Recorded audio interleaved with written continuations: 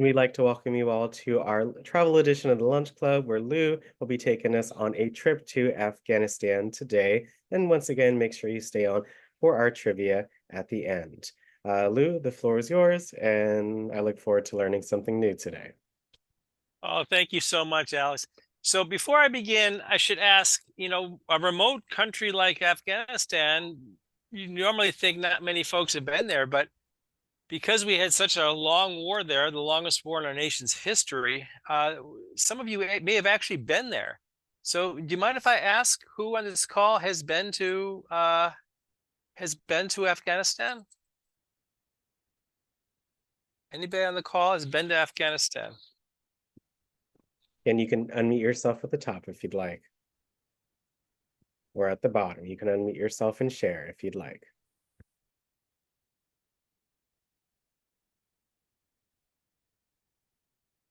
Nope, nobody at all. Okay, all right. Well, let's go start where we always start. So let me share my screen and we'll do that. Take the show on the road here. So just a moment. Okay, just a second. All righty. Did you learn a lot today, or did you learn a lot researching this session today, Lou? Moderately, Alex. I was it's a challenging day today because I had the so many meetings that happened just before this. So I didn't have as much time to prepare as I would have liked to, but it was still pretty fascinating. And I'm going to learn a little bit as we play the videos. I'm actually realizing that I'm having a technical problem, which may emerge later on. I'm trying to fix it in the background. But here we are at the Department of Aging. Hopefully everybody sees this. Yeah, you're good, Lou. And then we're going to walk down to Union Station as we always do, by the railroad tracks. And we're going to catch a train to, now for sure, we got to go to Dulles Airport because I don't think our local airports serve Afghanistan. So Dulles is easy to find because it's so darn big. So we just keep driving. We take look at that. Whoa, it's like a city. Out in Dulles, Virginia, we take off. Now, how do we get to Afghanistan? Does anybody have any idea what airlines, what flights? I mean, if somebody wants to show off their travel skills and tell me what airline serves Afghanistan, I'd like to know that because I didn't check into that before this call. But let's say it's Turkish Airlines because it's an Arabic country and they're usually more amiable to other Arabic countries. So let's take Turkish Airlines, which would land in Istanbul, Turkey. Everybody see Istanbul right there? And then you gotta probably take a connection, and then you gotta head up here to Afghanistan. Now, where is Afghanistan, you might ask, right? Where is it? Okay. So if you have a hard time finding Afghanistan and it's not jumping out on this map, I'm going to just type in right in my Google map itself. I'm going to type in Afghanistan. And it should take us. Well, look at that. I was looking in the wrong area. Even I didn't know where it was. So here we are in Istanbul. We got to go. I was looking up here. We got to look over here. So it's near India, it's near Pakistan, near Iran. So there's a lot of countries that probably a lot of us have not been to. Sort of in the center of a lot of countries that a lot of folks haven't been to. I've never been to Iran. I haven't been to any of these countries. I haven't been to Pakistan. I haven't been to India. So this whole area is very unexplored for me. And I presume it's probably going to be pretty unexplored for a lot of the other folks on this call. So let me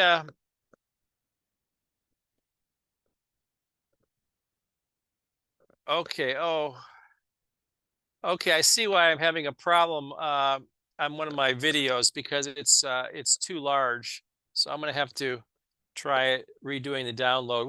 We'll bump into that issue in a second. All right. So let me stop sharing for a moment. Any questions or thoughts about Afghanistan from what we've seen so far? Any thoughts or questions? It's landlocked from what we've seen so far. No rivers or no oceans nearby.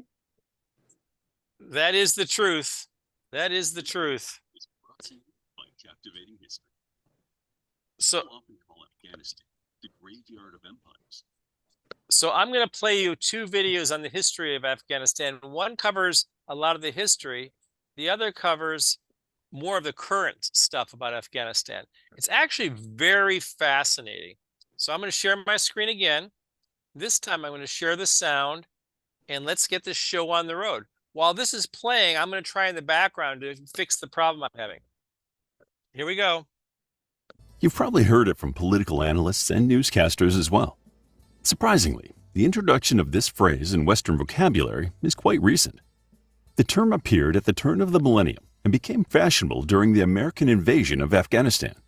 However, critical examination offers ample evidence that this phrase is nothing short of hyperbole, because over the centuries, many empires have successfully navigated the Afghan region and have used it for strategic and economic advantages. But there is some truth to this statement as well, especially in modern times.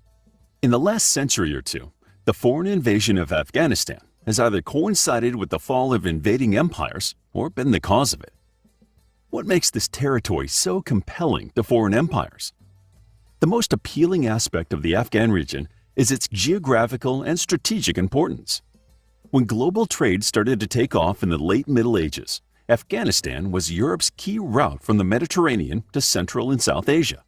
With China and the Indian subcontinent, i.e. modern-day states of Bangladesh, India, and Pakistan, on one side, and Eurasia on the other, it proved to be the perfect bridge for traders and merchants on both sides. As an integral part of the ancient Silk Road, it enjoyed an intricate geographical position sought by many kingdoms. Because it is so tightly knit with its neighbors, it should come as no surprise that Afghan history is also tied with the other countries of the region. Its triumphs and falls are closely linked with the history of India, Pakistan, Iran, Tajikistan, and Uzbekistan. In addition to that, the politics of the Middle East influenced the region quite emphatically. Some evidence suggests that Neanderthals were living in the area around 52,000 years ago. The earliest evidence of urban life in Afghanistan dates back to 2000 to 3000 BCE. Around this time, or shortly after it, the influence of Mesopotamia reached the region. The Afghan inhabitants practiced Zoroastrianism, the prevalent part of the ancient Iranian empires. Their cultural connections extended far beyond Mesopotamia, especially to the Indus Valley civilization. One of the earliest civilizations in human history, the Indus Valley civilization stretched from northeast Afghanistan to most of Pakistan and northwestern India. In the 5th century BCE, the Achaemenid Empire, founded by Cyrus the Great in the 6th century BCE, was exerting its power and supremacy over Central Asia and South Asia. The Persian Empire spanned most of the Persian Plateau, Mesopotamia, Levant, Cyprus, Anatolia, Egypt, the Indus Basin, and the Hindu Kush. In the 4th century BCE, the Cambodjas, an Indo-Iranian group, controlled the Hindu Kush region. When Macedonian Emperor Alexander was at war with the Persian Empire, he arrived in the Afghan lands, where he was met with considerable resistance from the Cambodjas. He had defeated Darius III of Persia in the year prior and would soon make his way into the Indian subcontinent. Contrary to anecdotal statements in modern media, Alexander did make his way through Afghanistan, albeit it proved more challenging than he had initially thought. The modern city of Kandahar derives its name from Iskandar, a variation of the Greek emperor's name. People will often say that Afghanistan is the graveyard of empires because even Alexander the Great could not conquer it. But this is a false notion, only emerging in recent years. Alexander traversed the land and ended up crossing the Indus River, which runs through the heart of Pakistan. He sustained an injury in Multan and decided to retreat to Iran. Some sources claim that a war with the Nanda Empire led to mutiny amongst his soldiers, and they could not wage war against the Indians. Due to the cultural diversity of the area, Hinduism and Buddhism started to appear in the region. When Greek influence in the region began to wane, the Maurya Empire took hold of the Afghan territory, asserting its position in the land by allying with the Greek faction. The founder of the Maurya Empire, Chandragupta, overthrew the Nanda Empire, probably in a violent fashion. The Maurya Empire was the first central power of the subcontinent and is the largest South Asian empire in history. It was responsible for the spread of Hinduism and Buddhism in the region. Folktales mention two students of Buddha who were merchants. These disciples were responsible, directly or indirectly, for introducing the belief system in Afghanistan. The most prominent ruler of the Maurya Empire was Ashoka, who turned Buddha from a relatively obscure figure into a spiritual beacon for the entire land. While historians have trouble placing the exact years of Buddha's life, the consensus associates its popularity with Ashoka's appreciation of his teachings. The Buddhist influence on the Afghan landscape can be incredibly tangible in some cases and quite obscure in others, but archaeological evidence makes it hard to escape its presence in the area. The Gandhara Kingdom, known today for its Greek-influenced art style, was located in the Peshawar Valley and Swat and was one of the 16 Mahajanapadas, a conglomerate of 16 kingdoms of the Indian land. From the 3rd century BCE onwards, its cultural impact can be felt in the Karakoram Range, across the Indus River, and in Kabul. The Greek and Hellenistic influence of Gandharan art were probably a consequence of the Greco-Bactrian kingdom. After the death of Alexander, the Greeks had formed the Greco-Bactrian kingdom that lasted for the following 3 centuries. The Indo-Greek successors continued to rule the Afghan land, followed by the Indo-Scythians, Indo-Parthians, and the Kushan Empire. The Sasanian Empire, the last empire of the Persian world, toppled the Kushan rule. In the mid-3rd century, the Sassanid emperor, Shapur I, entered and gained control over the Afghan land. Around 325, Shapur II regained control of most territories of modern-day Afghanistan and Pakistan. During this time, the Huna tribes started to emerge as major players. In the Middle Ages, the cities of Ghazni, Kabul, and Kandahar came to be known as Afghanistan, meaning the land of the Afghan people. They are ancestors of the Pashtun, but the origins of the Afghan identity are disputed. The 3 cities signified the region between Khorasan, the Iranian region, and the Indus River. After the fall of the Kushan Empire, the Kabul Shahi dynasty had gained considerable repute. They continued to rule Kabul and Gandhara from the 3rd century to the 9th century. The Arab conquest, or the Islamic conquest in the 7th century, had a crucial impact on the geopolitical landscape of Asia. The first caliphate of Islam, often called the Rashidun Caliphate, had witnessed a military expansion in the Arabian Peninsula, the Levant, North Africa, and parts of Central and South Asia. However, it was not until the commencement of the Second Caliphate, known as the Umayyad Caliphate, that the Islamic imperialism in Asia intensified. The Western Roman Empire had just disintegrated, and the Arabs eventually dealt with the Persian Empire, which the Sassanids ruled at the time. The Rashidun Caliphate had conquered most of West Asia, so Central Asia and South Asia were ripe for the picking. Although the Arab conquest did not reach Afghanistan, its influence certainly did. Turkish and Arab arrivals made Islam the religion of choice for the Afghan people. Within just a few centuries, Buddhism and Islam had driven Zoroastrianism into obscurity. In the late 10th and early 11th centuries, Mahmud Ghazni, also known as Mahmud of Ghazni, rose to power and turned Ghazni into a wealthy city and a cultural hub. From there, he invaded medieval India 17 times and collected loot, which he spent on enhancing the glory and grandeur of his capital city. With his military conquests, he formed an empire that covered most of modern-day Afghanistan, Pakistan, and eastern Iran. Mahmud was a Sunni Muslim and was highly Persianized, which helped entrench those values in his kingdom. The city of Ghazni provided a great route for entry into the Indian subcontinent. The Ghorid dynasty overthrew the Ghaznavid dynasty in 1186 to gain control of the empire. In 1219, Genghis Khan invaded Afghanistan. The Mongol armies razed down cities and butchered their inhabitants. Kabul and Kandahar were home to mass murder, whereas Ghazni witnessed the slaughter of all male residents and the enslavement of all women. The damage to the infrastructure of major cities rendered them irreconcilable with their former glories. Eventually, the Mongol Empire dissipated, and the local Afghan tribes regained control of the region. In 1370, Timur founded the Timurid Empire in Central Asia and invaded Afghanistan.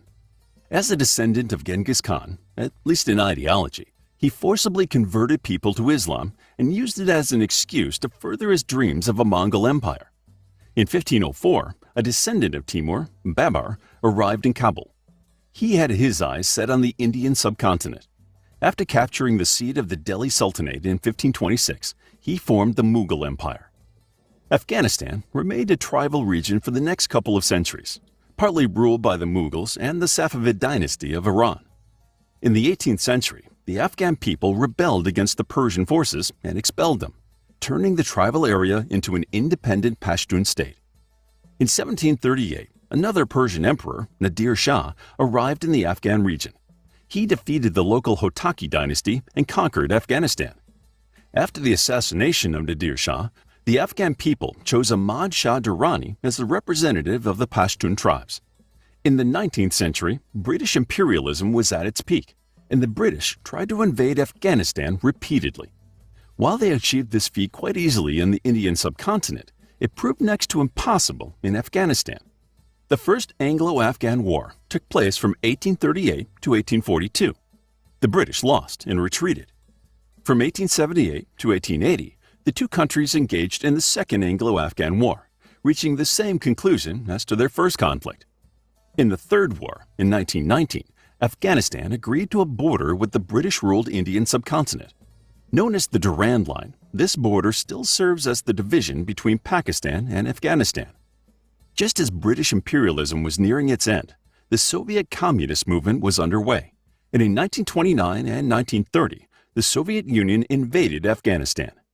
However, the Soviet Union invasion of 1979 was much more intense and decisive for the Afghan people, as their unwilling involvement in the Cold War led to catastrophic results for its citizens.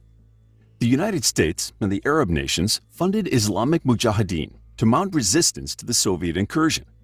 Pakistan served as a proxy for scouting and assembling militant Pashtun groups along the border. The Soviet forces withdrew in 1989, but the local militant groups settled in. After some clashes among different groups, the Taliban emerged as the country's leading political and religious force. After the World Trade Center incident in 2001, the United States and its NATO allies invaded Afghanistan. Fully aware of the subtleties of the terrain, the Afghan militants are adept at guerrilla warfare, which has always made Afghanistan a difficult country to invade. While Afghanistan has been invaded, manipulated, and exploited in the past, the task has proven quite difficult in recent times. In 2021, the United States retreated from the region, leaving the Afghan locals under the control of the Taliban. Where will things go from here? Only time will tell. To learn more about the history of... My gosh, I don't nothing about that. What do you all think? I didn't know any of that either, Lou, and I study history. That's all this is new to me. Yeah, it shows you how. Yeah. Can't hear you, Lou. Can't hear you, Lou. We can't hear you.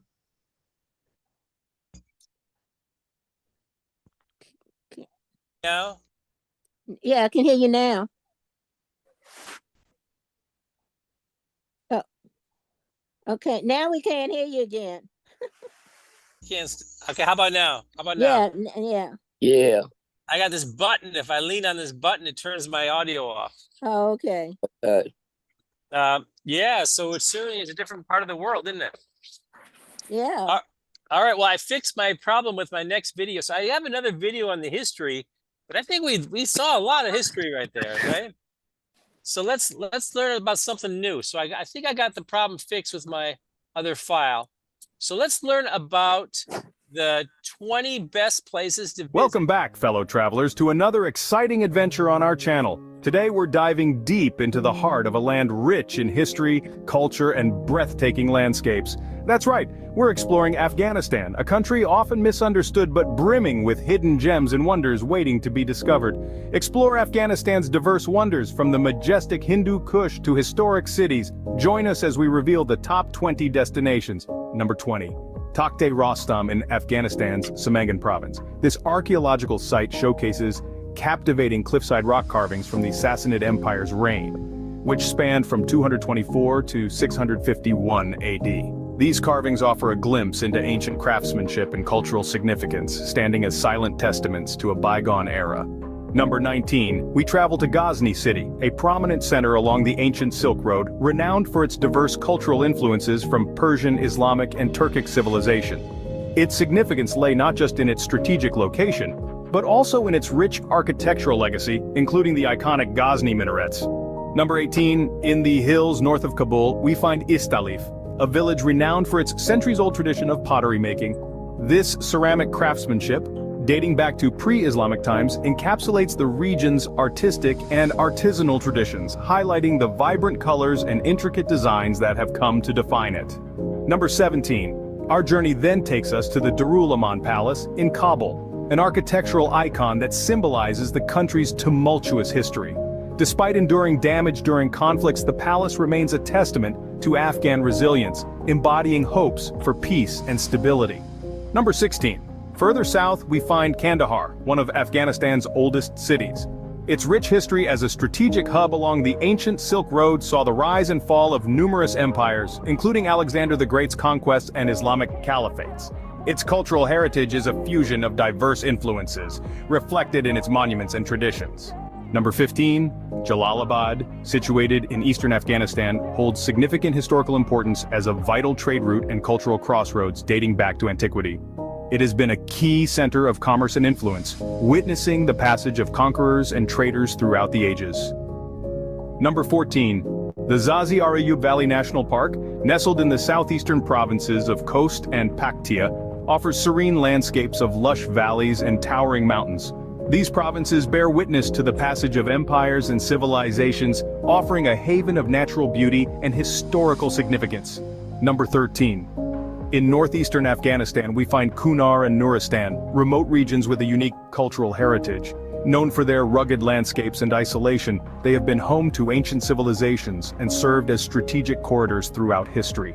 Number 12. Farah and Nimruz, located in southwestern Afghanistan, were ancient trading hubs along the Silk Road. These regions have witnessed the passage of diverse cultures and civilizations, leaving behind traces of their rich heritage in archaeological sites, monuments, and cultural traditions.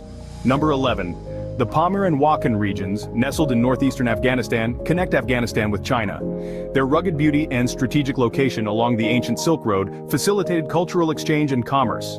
Badakhshan, with its majestic mountains and lush valleys, adds to the region's allure. Kicking off our list at number 10 is the Mes Aynak archaeological site. Nestled in the rugged mountains of Afghanistan, this ancient site is a treasure trove for historians and archaeologists alike. Once upon a time, it was a thriving Buddhist hub, bustling with monks and scholars from around the known world. Today, it's a silent witness to the passage of time, brimming with artifacts and structures that speak volumes about our shared past. What makes Mes Aynak truly unique is its copper. The city owes its birth and prosperity to the rich copper deposits in the area, which have been mined since the Bronze Age.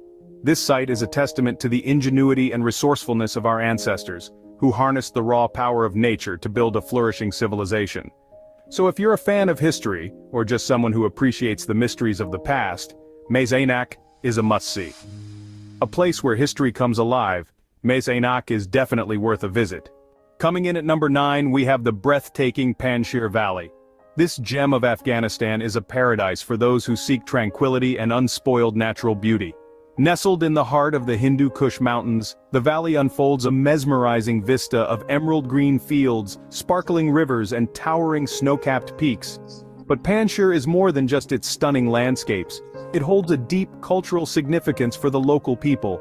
The emeralds of Panjshir Valley shimmer with a mesmerizing green hue, captivating the hearts of all who behold their natural beauty. Panjshir's mountain dwellers, brave, resilient, thriving amid stunning Hindu Kush. In Panjshir Valley, the crisp mountain air and pure, glistening waters create a sanctuary sustaining a rich and diverse ecosystem. The Panjshir Valley also offers a wealth of outdoor activities. From hiking and fishing to exploring local villages, there's something for everyone. So if you're a nature lover seeking an off-the-beaten-path experience, the Panjshir Valley is a must-visit. At number 8, we have the first national park of Afghanistan, Band-e-Amir. This astonishing natural wonder, nestled in the heart of Afghanistan, is a sight to behold. Its landscape is an awe-inspiring blend of rugged mountains and verdant valleys, creating an incredible backdrop for the park's star attraction, the 6 crystal blue lakes. These shimmering bodies of water, separated by natural dams, are a captivating sight, their vibrant azure hues contrasting sharply with the earthy tones of the surrounding landscape. The park isn't just a feast for the eyes, but also a haven for wildlife. From the nimble ibex to the majestic snow leopard, Bandi Amir is home to a variety of species, making it a paradise for nature enthusiasts. Whether you're an adventurer yearning for a hike or a photographer seeking the perfect shot, Bandi Amir offers an unforgettable experience. For a taste of Afghanistan's natural beauty, Bandi Amir should definitely be on your list. Coming in at number 7, we have the towering minaret of Jam. This architectural marvel is a testament to the rich history and culture of Afghanistan. Nestled in the heart of the country, this 12th century minaret bears witness to the grandeur of the Ghorid Empire that once ruled these lands. Standing at a staggering 65 meters, the minaret of Jam is a feat of engineering for its time. Its intricate brickwork and stucco inscriptions are a marvel to behold, showcasing the elaborate craftsmanship of the Ghorid artisans. The minaret's design is an homage to the multifaceted Islamic culture, with its intricate geometric patterns and Quranic verses etched into its towering walls. This towering giant isn't just a historical monument but a beacon of resilience that has withstood the test of time. Despite the challenges of natural elements and human conflict, it continues to stand tall, a symbol of Afghanistan's enduring spirit. A UNESCO World Heritage Site, the Minaret of Jam is a sight to behold. At number 6, we have the historic Bala Hisar Fortress. This ancient citadel, perched high above the bustling city of Kabul, is a testament to Afghanistan's rich and tumultuous past.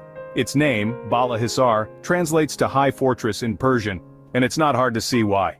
For centuries it stood as a strategic stronghold, its lofty position offering a commanding vantage point over the surrounding area. The fortress's history is steeped in battles and conquests, with its walls bearing the marks of numerous sieges.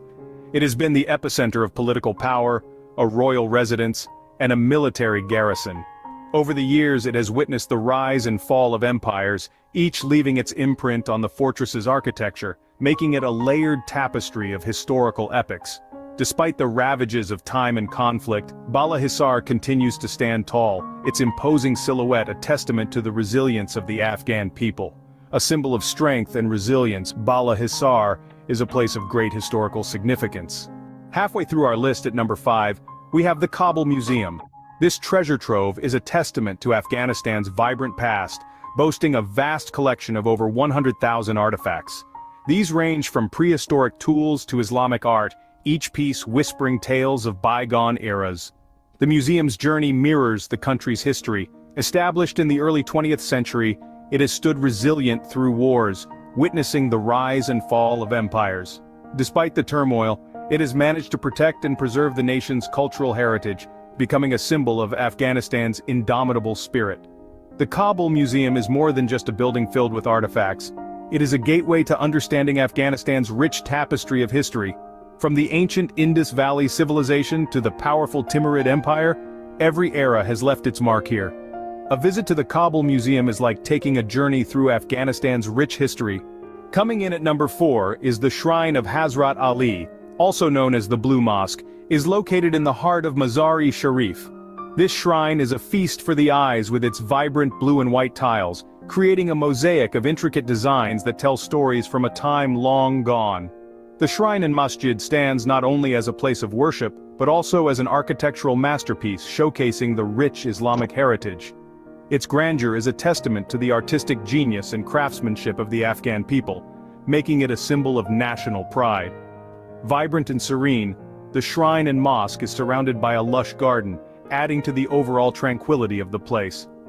Locally known as the Shrine of Hazrat Ali, it is a significant place for the local community, serving as a hub for social and religious gatherings. Here tradition and culture blend in a harmonious symphony, fostering unity and camaraderie among the locals. A place of peace and tranquility, the Hazrat Ali Shrine is a must-visit. At number 3, we have the awe-inspiring Buddhas of Bamiyan. These colossal statues, carved into the side of a cliff in the Bamiyan Valley, represent a significant segment of Afghanistan's historical tapestry. Dating back to the 6th century, these towering figures were once the largest standing Buddha carvings in the world. However, in a devastating act of cultural destruction, the Buddhas were demolished in 2001. Yet, the story doesn't end there. Efforts to restore these magnificent statues are ongoing, breathing life back into this historical site. Thanks to modern technology and the unwavering determination of preservationists, we can still experience the grandeur of the Buddhas of Bamiyan. These Buddhas, even in their absence, continue to symbolize the resilience of Afghan culture in the face of adversity. A testament to Afghanistan's rich cultural heritage, the Buddhas of Bamiyan are a sight to behold. At number 2 is the vibrant city of Kabul. A city that pulses with life, Kabul is a melting pot of history and modernity. It's a place where you can traverse centuries in a matter of blocks, from the old city's narrow, winding lanes lined with traditional homes and bustling bazaars to the modern districts with their contemporary architecture and sprawling urban parks. Kabul's history is rich and complex, with layers of Persian, Greek, Buddhist, Hindu, and Islamic influences. The city's storied past is evident in its diverse architecture, from the ancient walls of the Bala Hisar fortress to the grandeur of the Darul Aman Palace. The city's markets are a sensory overload, brimming with vibrant colors, exotic smells, and the chatter of friendly locals. From fresh fruits and fragrant spices to hand-woven carpets and intricate jewelry, there's something for everyone. But it's the people of Kabul who truly make the city special. Warm, welcoming, and resilient, they are the heart and soul of this dynamic city. A city of contrasts, Kabul is a place you must visit to truly understand Afghanistan. And finally, at number 1, we have the majestic citadel of Herat. A grand testament to Afghanistan's rich history, the citadel of Herat, known locally as Kala Ikhtiyarudin, stands as a symbol of resilience and strength. This fortress, with its towering walls and imposing structure, has been a silent witness to the ebb and flow of empires for over 2,000 years. Constructed originally by Alexander the Great, the citadel was rebuilt in the 13th century and has since then stood the test of time and turmoil. Its architectural beauty is a blend of Hellenistic, Persian, and Islamic influences, a testament to the diverse cultures that have left their mark on this land. As you wander through the labyrinthine paths, you'll be captivated by the aura of antiquity that permeates the air. Each stone, each archway tells a story of the past, a tale of triumphs and trials. A symbol of Afghanistan's resilience and strength, the citadel of Herat tops our list of must-visit places. And there you have it, the top 10 places to visit in Afghanistan. In addition to these, Afghanistan offers countless enchanting destinations awaiting exploration, including Kandahar, Khost, Ghazni, Badakhshan, Jalalabad, and beyond. Afghanistan offers an unforgettable journey through time. Its vibrant culture, rich history, and stunning architecture are waiting to be explored. So why wait? Embark on your own adventure today. Don't forget to like, subscribe, and share this video with your friends. Write your views in the comment section. Thanks for watching the YouTube channel of World Adventure Explorers. All right, folks. What did you all think? Well, I was amazed at the natural things that have not been destroyed, with all the stuff they've had going on in that country. And then I was amazed that a lot of their buildings were still standing and still preserved, despite the war and stuff that was going on. And those places were beautiful. Yeah, I thought Kabul City, it was vibrant. It looks like a modern city. And you think about the war and everything, all the other landmarks were what I would expect with all the fighting going on, but Kabul is modern. And so I was excited about that. Oh, thanks, Geraldine. Yeah, these are great comments. Anybody else? Well, Lou, I thought, I don't know how dated the last video is, but I feel pretty certain none of that is as it is on that video today. At least with recent photographs and videos that I've seen. I mean, in today's Afghanistan, women are not allowed to walk on the streets, period, unless you have a man with you and your entire body is covered, only your eyes can be shown. There's no schooling for women or girls beyond 5th grade. So Afghanistan is really a tough place. I would not advise anyone going to our State Department, travel anywhere close to Afghanistan. And it is from what I've seen, a beautiful country when it was peaceful. But today, and unfortunately, you're talking about eons of statues and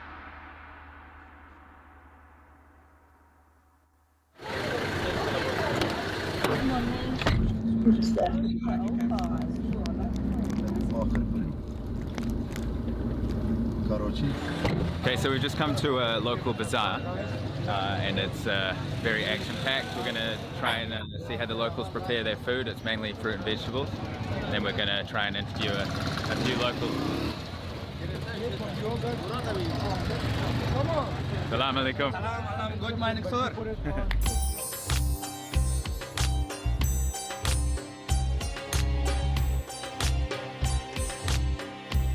So here again with Aryan today. Hi guys. We're going to be translating again. So we've come to the trucks where all the lemons get delivered. We're just going to interview the man who's selling them, right? So as Mr. Harold said, you don't see any women on the streets there at all, do you? No. 5 o'clock. Oh, you don't see no one. بازارا خوب است سال یک ذره بازار بارانی باشه چی باشه باز بازارا خراب است سال خوب است بازار خوب است. So it's been very good because recently it's been very peaceful and there's security. So when there's security, the selling is very good. People come and buy. امنیت خوبش باشد نفرام زیاده مارکت هم کاروبارم خوبش می باشد. So if there's peace, normally you see a lot of people coming in very easily, very comfortably. They buy, but when there is insecurity, you don't see many people here. People are staying home. How many years has he been selling? Is it oranges or is it lemon? دیگه هر چیز میرومی نارنج و لیمو بادرنگ هر چیز یک 10 سال شده 10 سال I'll skip forward. $12 a day, so he's happy with that. Does he enjoy living in Mazarine?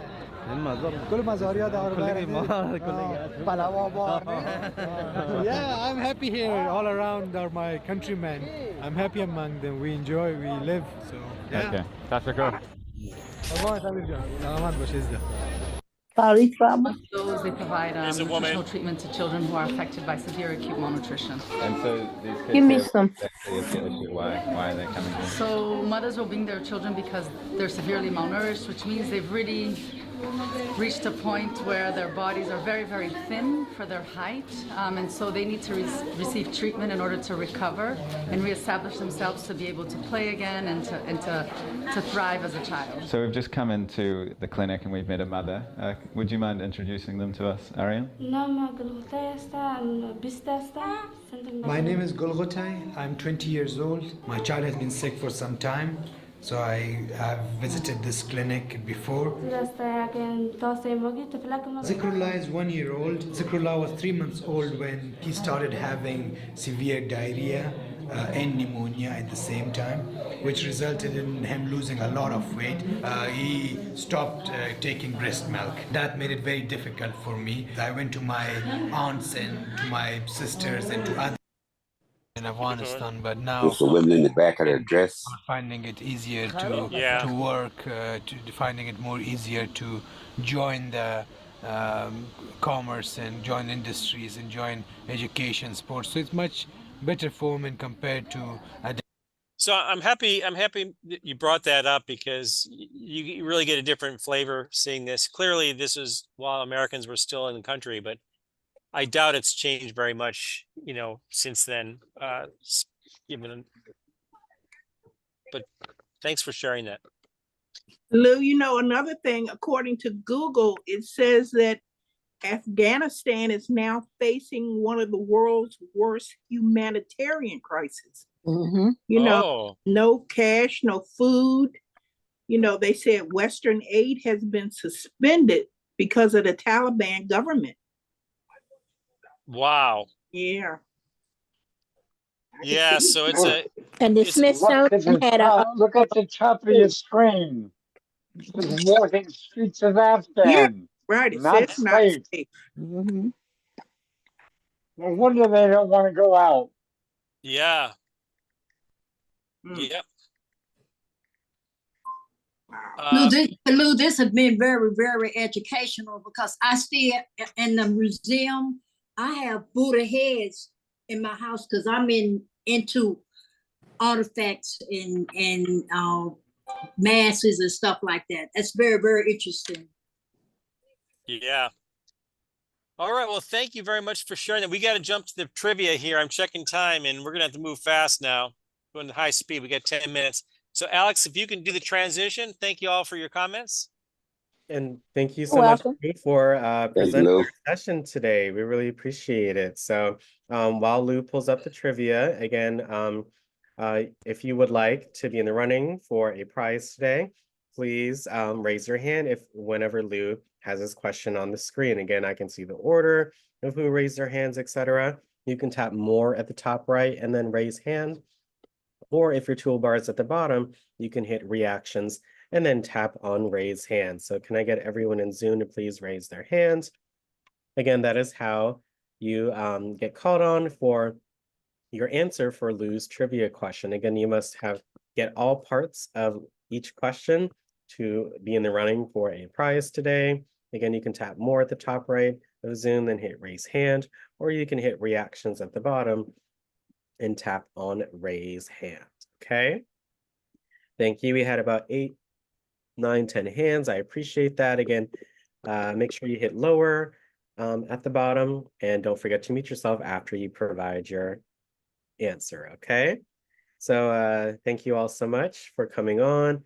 And Lou, let's get started with our trivia for today. Thanks, Alex. Okay, here we go. Let's fire it up. First question is, what famous religion began in Afghanistan between misspelled 800 and 1800 BC? This is actually mentioned a number of times in the history video. It's a very famous religion, often attributed to Iran, but it was actually began in Afghanistan. Okay. Miss Clement, what do you say? It's the Muslim religion. No, I think Muhammad was like 580. So this is like 2,000 years before the Muslim religion. Thank you so much, Miss Clement. Okay, Geraldine, what do you say? Would it be Islam? No. Good guess. Okay, let's see. Next in order, Ms. Doris, what do you say? Buddhist. No, I think that came from farther east, like the China region and all, and it came to Afghanistan. But these are all good guesses. Keep going. Yes, make Google is your friend, you all as well. For a history buff, it'd be very famous. It sounds like a weird name, but folks who are into history, it's a very famous religion.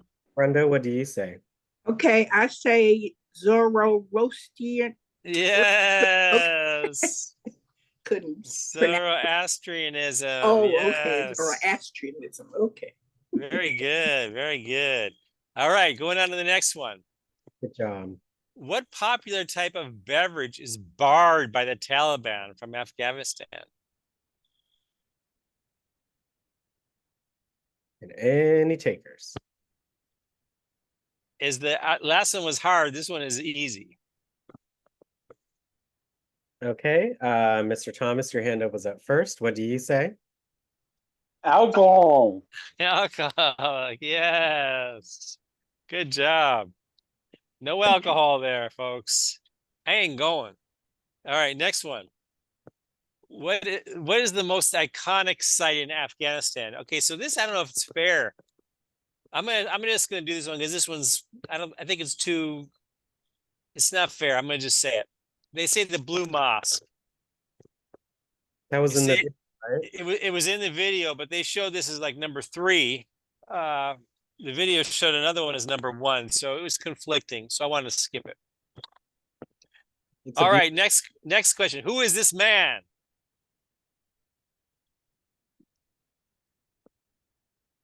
Okay, wow, that was fast. Mr. Harold, what do you say? General Petraeus had an affair with his assistant, got fired, was in charge of the U.S. sitcom over in so-called Middle East for a while. All right, good job. I just noticed his name is on his failure. It is, isn't it? You did good, Mr. Harold. You gave some context, so good job. Thank you so much. All right, here's another one. That's the answer. Okay, here we go. Next one. Who's this man? I should see a lot of hands going up on this one. I know, Mr. Harold. Keep your hand up, okay? All right, Miss Clement, what do you say? Ayatollah Khomeini. Oh, it's a good guess. Someone even more famous than him. From the infamous than him. Any other takers? Okay, Mr. Thomas, keep your hand up as well. Thank you. Any other takers? Anyone that hasn't answered one yet? Any takers?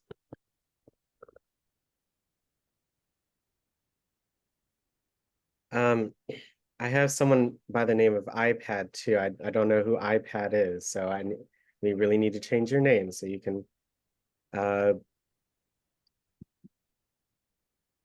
any other takers?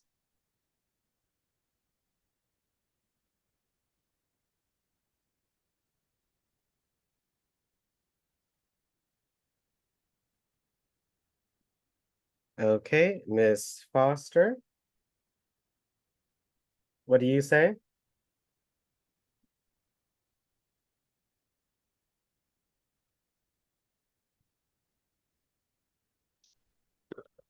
Miss Foster, what do you say? You gotta hit unmute in the middle. Bin Laden. There you go. Good job. Osama bin Laden. Very good. Okay. Yeah, that was on the top of the media for gosh how long. But good memory. Okay, here we go. Next one. This is gonna be a hard one. Name this national dish. The national dish. That actually looks pretty good, doesn't it? Got some meat and rice, got some carrots. What is that, raisins? I gotta try that one out. That looks tasty. Any takers? This is a really hard one. I gotta put my spell checker on too. And Alex, we can skip it in a second because this is a hard one. Okay. Well, we have let's see. Mr. Harold, what do you say? I do see we have All right, Alex. I believe it's called Pastually, something like that. Pash. I can't remember. I've eaten it before several times, but really? You have? Oh yeah. How would you happen to eat that? Even though the Afghans don't consider themselves Arab, they consider themselves Persians. But the Arabs also serve this meal regularly. And they generally, if you go to their house, I just warn you, or any people from that region of the country, be sure you don't eat because they will feel insulted if you don't sit and eat with them. So I had to eat that meal several times, and I learned how not to be full or eat before I get to their homes. But it's something I think you got it. Let's give it to him because that's close. The fact that you ate it, I think you win no matter what. Oh, it's good. It is. What does it taste good? Because it looks good. Yeah. Palau, Afghan palau. Yeah, palau. It's the raisin makes it sweet, but the rice, the texture, all together when you eat it all together, it's good. And of course, they eat it with their fingers and their hands and a piece of bread. It's similar to the word pilaf. So I see the rice. So I got to see that myself. So that was all right. Well, here we go into the next phase here, the lightning round. Okay, first one to shout out the name of these famous Afghanistan items. Famous Afghanistan items. Here we go. And you can unmute and share your answer. Afghan dog. That's it. Very good. Very good. Hey, that okay. Next one. Country located at the crossroads of Central Asia. What's that? Look like ice bomb. Look like pins. I like the bomb. The Pressure cooker bomb. Pressure cooker bomb. You learned something today. Nice. Good job, Miss Clement. Good job. All right, here we go. Next one. Mm. Oh, that's the poppy seed. Poppy seed. Yeah, right. The Okay. heroin. They're the biggest growers of opium. That's- All right, here we go. Makers of okay. Next one. Good job. Oh, who I think Who got that? Who got that? Poppy seed. I Someone think said that was poppy. Big Menace. yeah, I would yeah, thank you so much. Yep, it was Brenda. Good job, Brenda. Okay, here we go. Pipe bomb. Pipe bomb. Right. bomb. Good. Good. All right, you guys are fast learners here. Okay, here we go. Next one. What's the name of that? Oh, that's the Haji. Haji. Plus the other parts of it. Yeah. You got it. You got it, Mr. Harold. Burka? It's a hijab, right?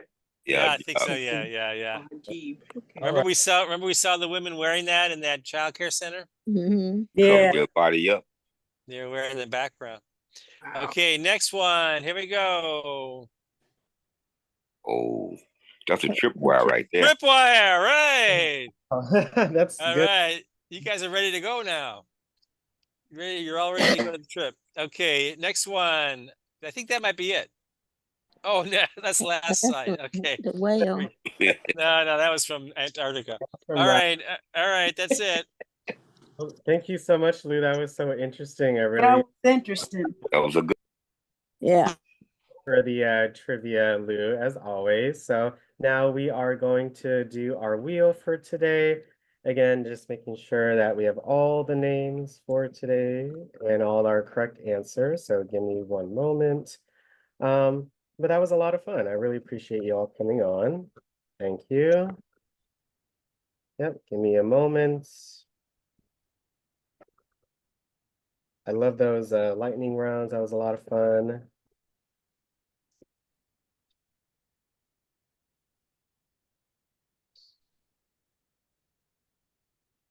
Okay. All right, so I'm going to start sharing my screen.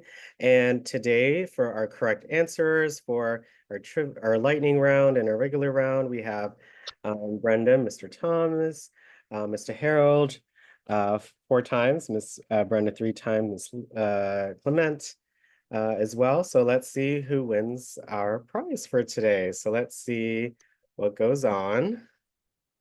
Let's see who wins for today's session.